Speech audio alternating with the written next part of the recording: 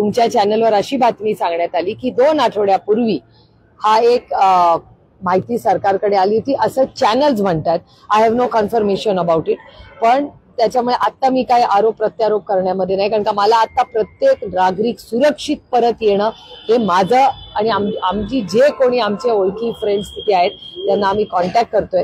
त्यामुळे अर्थातच intelligence failure आहे का नाही, जर वर्तमानपत्र आणि टीव्ही पाहिला तर जे रिपोर्टिंग येतंय जम्मू अँड काश्मीर मधून त्याच्यात सांगण्यात येतंय की 15 दिवसापूर्वी काहीतरी असं इंटरसेप्ट झालं होतं. आता झालं का नाही मला असं वाटतं आपण एखादा दिवस थांबूया, होम मिनिस्ट्रीकडून काय ऑफिशियल स्टेटमेंट येत आहे त्याची वाट बघूया आणि त्याच्यानंतर अर्थातच हे प्रश्न आम्ही सरकारला नक्कीच विचारू. पण आता मला असं वाटतंय की पुढचे 24 तास प्रत्येक नागरिक परत आणणं त्याची सुरक्षिततासाठी आपण सगळ्यांनी मिळून प्रयत्न केले पाहिजे.